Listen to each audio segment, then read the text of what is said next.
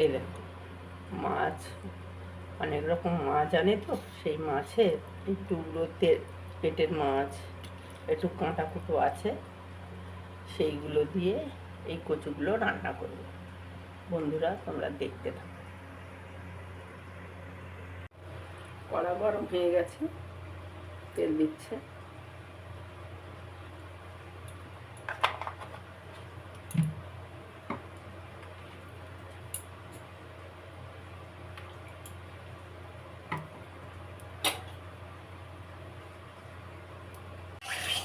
লবণ দিয়ে কড়াটা ভালো করে গরম করে নিয়েছি।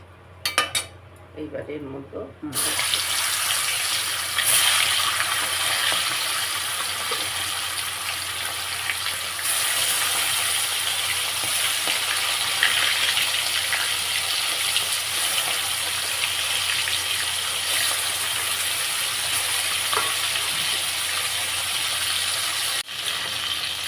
মাছ ভাজা হয়ে গেছে, এটা নিলাম, একবারে ছোটো মাছটা তুলে নিলাম।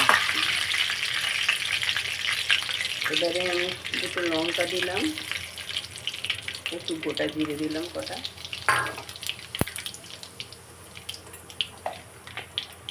পেঁয়াজ দিলাম,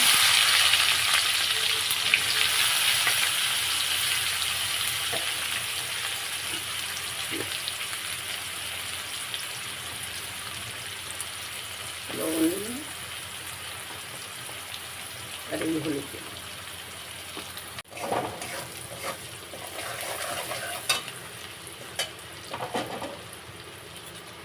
এবারে এটা আদা পেস্ট আছে, লঙ্কা আর জিরে,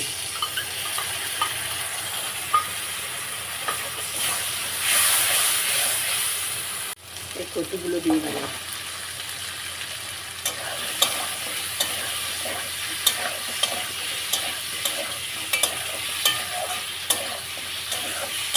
কচুগুলো একটু লাল হয়ে গেছে, গতদিন রাত্রে কেটে রাখা হয়েছিল, ছাল ছাড়িয়ে রাখা হয়েছিল, এই জন্য একটু লাল হয়ে গিয়েছে।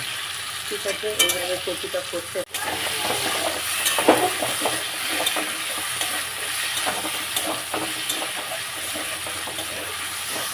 কচু আর মশলাটা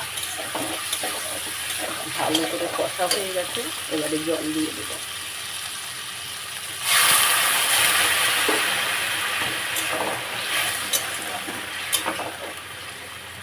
এবার পুরো জলটা দিয়ে দেবো।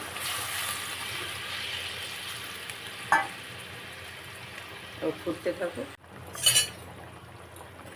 দেখো কচু সিদ্ধ হয়ে গেছে, এবারে এই মাছ ভাজাগুলো দিয়ে দিলাম। এই মাছটা সিদ্ধ হতে একটু সময় নেয়। দেখো বন্ধুরা, এই যে কচু দিয়ে এই নোনা মাছ দিয়ে মাছের ঝোল হয়ে গেছে। দেখো এবারে আমি এটা নামিয়ে নিই। তোমাদের যদি এইভাবে কচু দিয়ে মাছের ঝোল করে একবার খেয়ে দেখো, আর যদি নামাবার সময় একটু ভাজা জিরে দিয়ে দিতে পারো, দারুণ খেতে পারো, এর কোনো তুলনাই হবে না। এই যে আমি জিরে ভেজে রেখেছি, এই এর মধ্যে দিয়ে দিলাম, দিয়ে এবারে গ্যাস করে দেব। দেখো বন্ধুরা, কচুর ঝোল পাতলা করে করেছি। দেখো তোমাদের পছন্দ যদি হয় তাহলে একবার